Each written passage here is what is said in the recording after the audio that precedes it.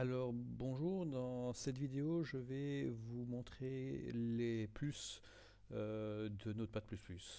Donc tous les avantages, toutes les raisons pour lesquelles il est préférable d'utiliser Notepad++ plutôt que le logiciel Notepad tout court. Alors pour illustrer mes propos, j'ai préparé un petit texte, donc qui est ceci ici, que j'ai tapé avec Notepad tout court. Je vais le copier-coller dans Notepad++, donc dans un document. Alors pour le moment, évidemment, on voit aucune différence, évidemment, c'est le même texte, mais on va voir comment déjà Notepad++ peut fortement améliorer la lisibilité de notre document. Première chose, on va lui préciser quel est le langage que l'on utilise.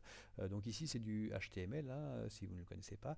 Alors il y a deux façons de préciser le langage que l'on utilise. Soit on va directement dans le menu langage, et comme c'est du HTML ici, je choisis H pour HTML et je trouve ici la fonction HTML. Je ne clique pas dessus pour le moment parce que je vais vous montrer la deuxième méthode, c'est de faire un enregistrer sous le document ici, enregistrer sous, et à ce moment-là, vous avez la possibilité ici de définir, donc en cliquant sur le type ici en bas, de définir le type de langage que vous utilisez. Dans mon cas ici, c'est le Hypertext Markup Language qui est ici, et donc je lui précise que c'est du HTML. Que j'utilise une méthode ou l'autre, le résultat sera le même au final, en tout cas au niveau de la présentation. Donc je vais garder le nom du fichier new1.html, je clique sur enregistrer, et vous aurez remarqué déjà que le texte a changé de couleur. Les éléments qui seront affichés à l'écran, donc dans notre page web, sont en noir. La plupart des balises HTML sont en bleu. La plupart des options dans les balises sont en rouge. Et les valeurs de ces options sont en mauve. Donc ça améliore tout de suite la lisibilité de notre document. Autre avantage également, eh bien, c'est le principe de l'indentation. L'indentation, ça se fait avec la touche tabulation. Donc théoriquement, l'idéal dans un document, si on veut améliorer la lisibilité, c'est de décaler un peu certaines zones de texte par rapport à d'autres. Si je le fais à la main avec la touche tabulation, eh bien, c'est un peu compliqué puisque je dois le faire pour toutes les lignes et chaque fois je dois me déplacer d'une ligne. On va faire tout ça en même temps, et pour cela je sélectionne l'ensemble du texte que je voudrais indenter et j'appuie sur la touche tabulation. Donc à titre d'information, si vous ne le savez pas, la touche tabulation c'est juste à côté du A, donc à gauche du A, c'est la touche avec généralement les doubles flèches qui est représentée donc juste à gauche de la touche du A. Sur les claviers AZERTY en tout cas, si vous avez un clavier QWERTY, c'est à gauche du Q. On peut faire la même chose ici, donc pour la partie body, oui, je prends la partie head aussi, voilà, et je mets tabulation, et cette fois-ci, il me fait une double tabulation. Vous voyez que la présentation a déjà fortement changé par rapport à l'exemple que j'avais au départ, hein, quand on parlait d'eux. On voit directement une différence très importante dans la lisibilité, c'est beaucoup plus simple, et ça permet aussi de mieux détecter les erreurs, parce que si jamais je supprime ici un guillemet par exemple, eh bien vous voyez que la suite elle est en mauve, elle n'est pas en bleu comme elle est ici, hein, elle est vraiment en mauve. Donc ça veut dire que c'est pas normal que le font size ici soit pas de la même couleur que les autres. Donc en remontant un petit peu plus haut, on finit par retrouver l'erreur et on s'aperçoit ici qu'il manque effectivement un guillemet, un seul, pas deux. Voilà. Donc ça c'est un avantage assez intéressant. Autre avantage aussi de Notepad++, c'est l'importance qui a été donnée à la commande annuler. Donc vous savez qu'annuler dans Windows, ça permet d'annuler une action. Donc par exemple un effacement, si j'efface ceci, que je mets du texte, et puis j'efface ceci, que je mets du texte, que j'efface ceci, que je mets du texte, et puis je m'aperçois finalement que la précédente version était quand même nettement mieux, eh bien je peux aller dans le menu édition et j'ai annulé ici. Hein, et je peux le faire plusieurs fois, donc plusieurs fois de suite. Alors évidemment, quand on doit le faire plusieurs fois de suite, eh bien, il est préférable d'utiliser la combinaison de touches CTRL avec Z, hein, et vous revenez comme ça différents niveaux en arrière. Vous voulez repartir dans l'autre sens, vous pouvez utiliser la fonction Y, CTRL Y, pardon, qui permet d'aller dans l'autre sens. Donc vous pouvez aller dans un sens ou dans l'autre, donc avec le CTRL Z ou avec le CTRL Y. Vous trouvez ces deux fonctions évidemment ici, annuler et rétablir, hein, vous voyez ici à droite, CTRL Z, CTRL Y. Donc c'est drôlement pratique et vous pouvez revenir énormément très loin en arrière tant que vous n'avez pas fermé le document entre les deux opérations. Donc depuis que le document est ouvert, vous pouvez remonter pratiquement généralement jusqu'à l'ouverture du document. Donc ça c'est drôlement pratique. Autre fonction intéressante aussi, c'est la fonction de remplacement. Évidemment, il y a la fonction rechercher qu'on trouve dans tous les logiciels de traitement de texte, hein, rechercher ici, donc ça je ne vais pas l'expliquer. Mais par contre, la fonction de remplacement, elle est drôlement utile. Imaginons ici, dans le cas présent, si on regarde ce que ça donne, donc je vais sauvegarder le document, hein, CTRL S ou bien la petite disquette ici ou fichier enregistré, si ça c'est à votre choix. Imaginons donc je double-clique sur mon document et je vois apparaître donc le résultat. Vous voyez que c'est une succession de lettres allant de la plus grande à la plus petite. Donc je voudrais changer ça, je voudrais que ça passe à la ligne après chaque lettre. Donc dans ce cas-là, j'aurais dû en fait insérer un BR, hein, une balise BR à la fin de chaque ligne. Alors évidemment, je peux le faire à la main, mais ça va me prendre du temps. Là où ça va aller beaucoup plus vite, c'est si j'utilise cette fonction de remplacement. Donc je vais choisir rechercher, remplacer ici. Et je me dis, voilà, le slash font ici, si je remplace le slash font par un slash font BR, je vois qu'il l'a déjà mémorisé ici parce que je l'ai fait très récemment avec Notepad++, eh bien il va donc rechercher le texte slash font et remplacer par slash font BR. Et donc du coup j'aurai un remplacement complet de toutes les de toutes les occurrences de font. Donc j'ai le bouton ici remplacer tout et hop, il me remplace tous les slash font par des slash font BR. Et donc j'ai gagné évidemment énormément de temps pour l'opération. Donc si je veux maintenant afficher l'option, je ne vais pas oublier de l'enregistrer, hein. Je vais utiliser la petite disquette cette fois-ci, je double-clique sur le fichier et voilà, maintenant tout s'affiche dans l'autre sens. Pour faire la même chose, vous aviez la possibilité également d'aller dans le menu exécuter et vous pouvez faire lancer dans Firefox par exemple. Dans mon cas, il fait exactement la même chose. Ça vous évite de devoir aller rechercher le fichier, parce que parfois il est un peu perdu et on n'a pas toujours envie d'aller le rechercher. Vous avez cette fonction qui se retrouve ici, donc lancer, et vous pouvez choisir lancer dans Firefox, Internet Explorer, Chrome, Safari. Vous voyez, il y a le choix là-dedans. Autre avantage aussi de Notepad++, c'est qu'on peut travailler sur plusieurs documents en même temps.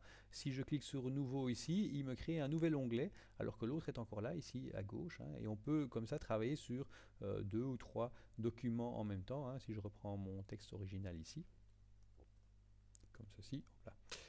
Et que je le mets ici par exemple, je peux le mettre là, et donc je peux travailler sur 3 documents en même temps, 3, 4, il y en a autant que vous voulez. Vous avez chaque fois un petit onglet qui est créé par document ouvert, donc ça c'est drôlement pratique également.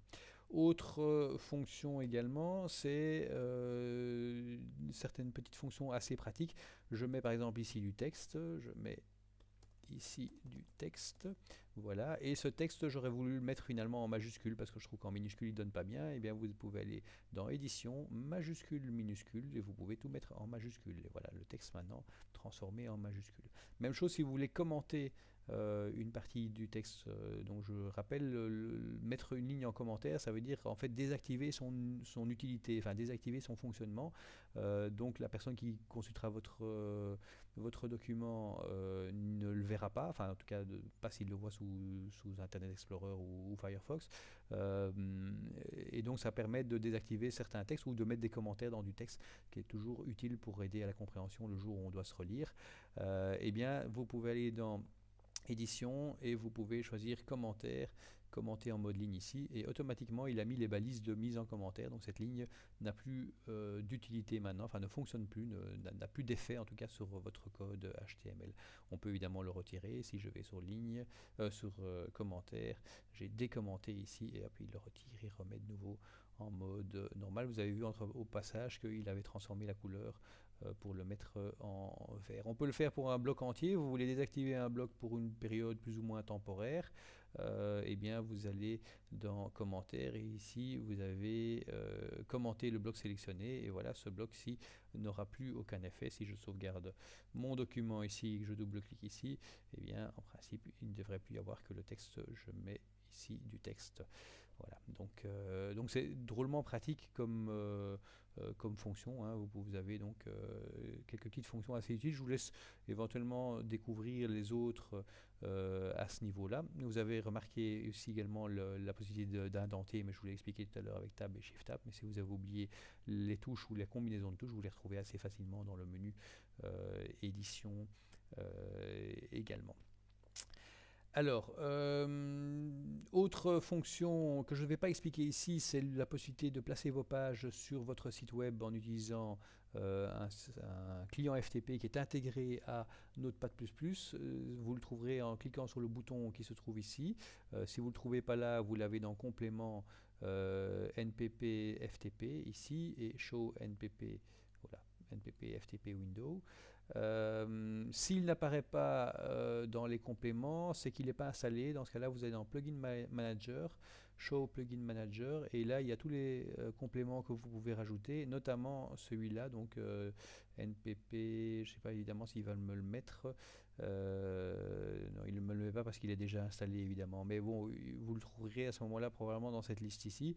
C'est mis par ordre alphabétique, hein, donc à NPP FTP vous devriez trouver le plugin, vous cliquez dessus et vous cliquez sur install et donc vous le cochez comme je fais ici par exemple et vous cliquez sur install et vous aurez le plugin installé dessus. Vous voyez qu'il y a plein de plugins, je vous laisse découvrir éventuellement, vous avez à chaque fois une petite explication sur ce que ces plugins sont capables de faire, donc ça peut être drôlement utile aussi.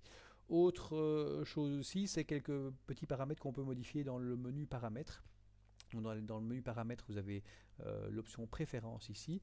Et là, il y a différentes choses. En général, vous pouvez définir la langue dans laquelle vous voulez faire travailler Notepad++. Donc, plutôt que d'avoir des fichiers et que vous préférez la version anglaise, vous pouvez cliquer sur English. Et vous voyez, ça se transforme en file, edit et tout ça. Hein, si vous avez l'habitude des versions anglophone. Vous avez dans divers la possibilité d'activer ou de désactiver la mise à jour. Il arrive parfois quand vous lancez Notepad++, il vous demande systématiquement de faire une mise à jour. Si ce genre de message vous énerve, vous supprimez la case ici, vous enlevez la coche et ça vous évitera le message en question. Autre chose aussi, c'est ce qu'on appelle l'autocomplétion.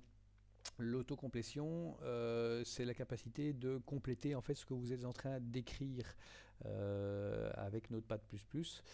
Ça peut être drôlement pratique, bien que pour Notepad++, pour du HTML, c'est pas forcément toujours utile. Il y a des langages de programmation dans lesquels c'est plus efficace, bien que il y a quand même 2-3 petites choses relativement intéressantes. Donc je vais cliquer ici dessus, et vous voyez par exemple ici que vous pouvez l'activer ou la désactiver si elle vous énerve. Hein. Si je prends par exemple du texte ici, que je mets font, vous voyez, il met automatiquement, donc à partir du moment où je tape, je pense, une lettre, voilà, il met tout ce qui commence par O, par F, pardon, on peut évidemment en faire défiler, et on a font ici, en double-cliquant dessus, il me le complète automatiquement. Alors le problème c'est qu'en HTML, la plupart des mots-clés sont en 4-5 lettres, donc c'est pas hyper utile. Par contre, là où ça peut devenir beaucoup plus utile, c'est lorsque on met donc un font size égale, si je mets un premier guillemet, il met automatiquement le deuxième. Donc ça vous évite de devoir retaper le deuxième guillemet ou rechercher sur votre clavier le deuxième guillemet. Donc ça c'est assez pratique. Autre fonction assez intéressante dans le principe de l'autocomplétion, c'est que lorsque vous ouvrez une balise, il peut automatiquement, lorsque vous fermez une balise ouvrante, il peut automatiquement vous mettre la balise fermante. Donc on va prendre l'exemple, je vais effacer mon texte ici, je vais aller dans paramètres, préférences, donc autocomplétion ici, et j'ai la case ici, balise fermante HTML, hop, il manque sans doute le HTML, je clique sur fermer, et si je mets par exemple ma première balise HTML, je ferme ma balise et automatiquement il m'en met une autre derrière, la balise fermante. Donc je fais ça, je mets ma balise head, voilà, je la ferme, il me met automatiquement la balise fermante, et je mets la balise body. Je ferme la balise body et il me met automatiquement la balise fermante. Je peux donc maintenant mettre mon texte font, hop, size égale 4. Je ferme, il me met automatiquement le slash font. Ça m'évite d'oublier de mettre les balises fermantes. Par contre, du coup, ça ne sera pas compatible avec... est-ce que ça ne fonctionnera pas de la même façon si j'utilise une autre méthode dans l'autocomplétion? Là, c'est un petit peu à vous, à voir ce que vous préférez. Mais vous pouvez définir vous-même les caractères à compléter automatiquement. Par exemple, j'ouvre une balise, j'aimerais bien qu'il mette automatiquement le sigle de fermeture de balise. Eh bien, à partir de maintenant, si j'ouvre une balise, hop, automatiquement, il me met l'autre caractère en fermeture. Le problème, c'est que si je mets donc ceci, je remets un font, eh bien, il ne détecte plus la fermeture de balise et donc je suis obligé de taper slash font derrière. Donc ça, c'est un petit peu l'inconvénient. Là, il faut vraiment choisir son mode de fonctionnement. C'est à vous de voir ce que vous préférez à ce niveau-là. Voilà, je crois qu'on a fait à peu près le tour des fonctions principales. Je vous laisse regarder les autres fonctions, il y en a plein, hein. Il y a vraiment énormément de choses que vous pouvez trouver dans les menus et tout ça. Moi j'en découvre encore régulièrement parce que je n'ai jamais pris la peine de tout analyser, mais c'est drôlement puissant comme logiciel et ça aide vraiment, ça nous facilite quand même franchement la vie. Voilà, je vous remercie pour votre attention et à bientôt dans une autre vidéo.